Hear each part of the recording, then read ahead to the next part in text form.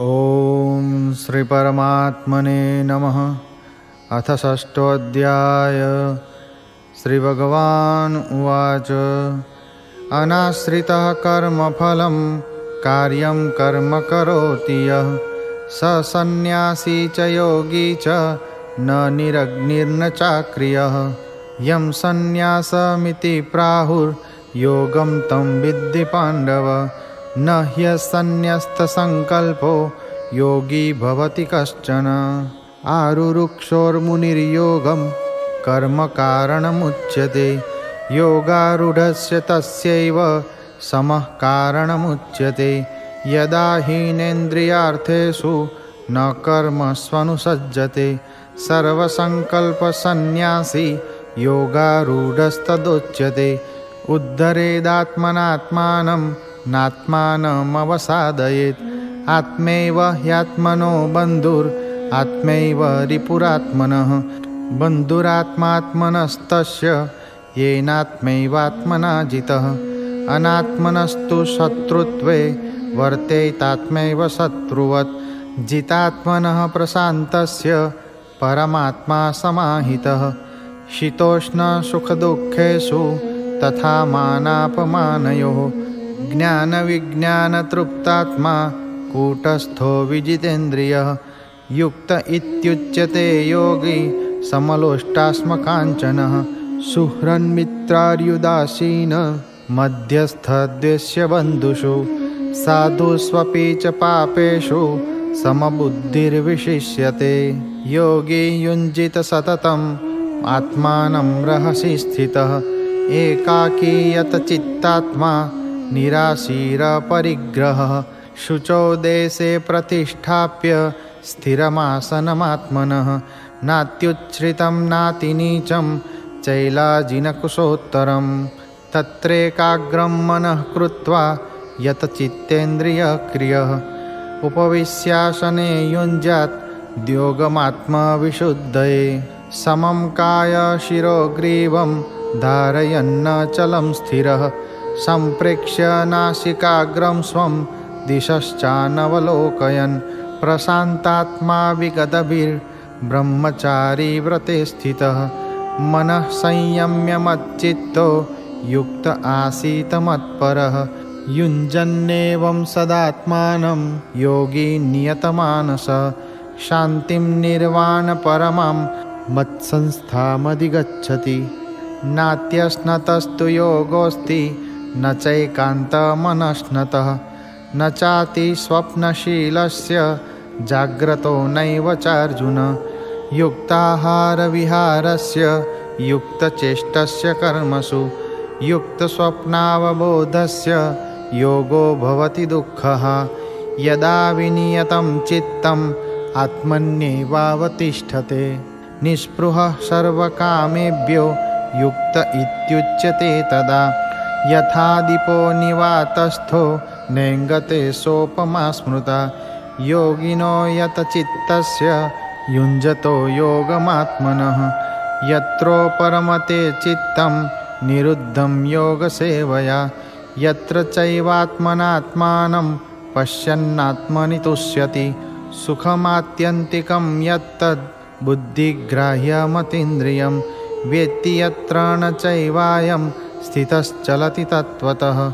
यं लब्ध्वा चापरं लाभं मन्यते नाधिकं ततः। यस्मिन् स्थितो न दुःखेन गुरुणापि विचाल्यते। तं विद्याद्दुःखसंयोग वियोगं योगसंज्ञितं। स निश्चयेन योक्तव्यो योगो निर्विण्णचेतसा। सङ्कल्पप्रभवान् कामान् त्यक्त्वा सर्वान् शेषतः। मनः सैवेन्द्रियग्रामं विनियम्य समन्ततः। शनैः शनैरुपरमेत् बुद्ध्या धृतिगृहीतया। आत्मसंस्थं मनः कृत्वा न किञ्चिदपि चिन्तयेत्।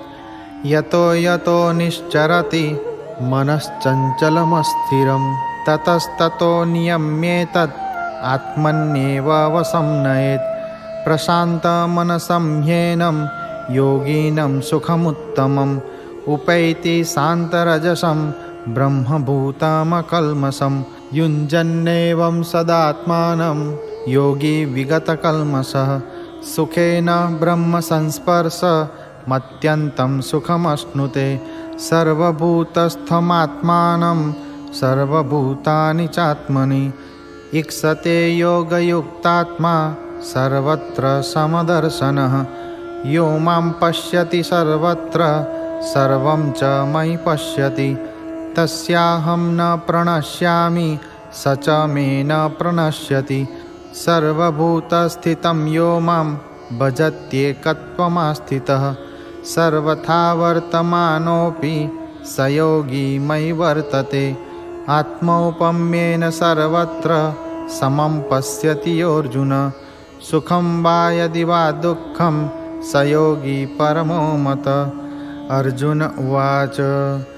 योऽयं योगस्त्वया प्रोक्तः साम्येन मधुसूदन एतस्याहं न पश्यामि चञ्चलत्वात् स्थितिं स्थिरां चञ्चलं हि मनः कृष्ण प्रमाथि बलवदृढं तस्याहं निग्रहं मन्ये वायोरिव सुदुष्करं श्रीभगवान् उवाच असंशयं महाबाहो मनो दुर्निग्रहं चलम् अभ्यासेन तु कौन्तेय वैराग्येण च गृह्यते असंयतात्मना योगो दुष्प्राप इति मे मतिः वश्यात्मना तु यतता शक्यो वाप्तुमुपायतः अर्जुन उवाच अयति श्रद्धयोपेतो योगाच्चलितमानसः अप्राप्य योगसंसिद्धिं कां गतिं कृष्ण गच्छति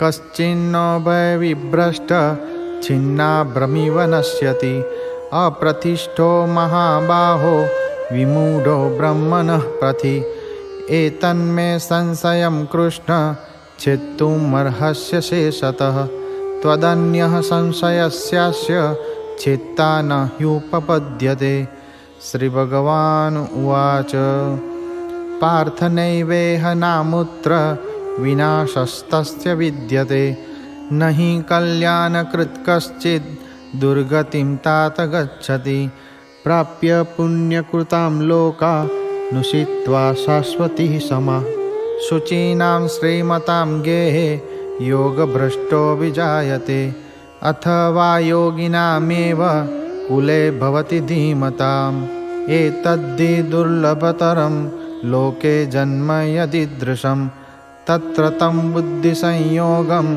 लभते पौर्वदेहिकं यतते च ततो भूय संसिद्धो कुरु नन्दन पूर्वाभ्यासेन तेनैव ह्रियते यवसोऽपि स जिज्ञासुरपि योगस्य शब्दब्रह्माति वर्तते प्रयत्नाद्यतमानस्तु योगी संसिद्ध किल्बिषः अनेकजन्म संसिद्धस्ततो याति परां गतिं तपस्विभ्योऽधिको योगी ज्ञानिभ्योऽपि मतोऽधिकः कर्मिभ्यश्चाधिको योगी तस्माद्योगी भवार्जुन योगिनामपि सर्वेषां मद्गतेनान्तरात्मना श्रद्धावान् भजते यो मां समे युक्ततमो मतः ॐ तत्सदिति श्रीमद्भगवद्गीतासु उपनिषत्सु ब्रह्मविद्यायां योगशास्त्रे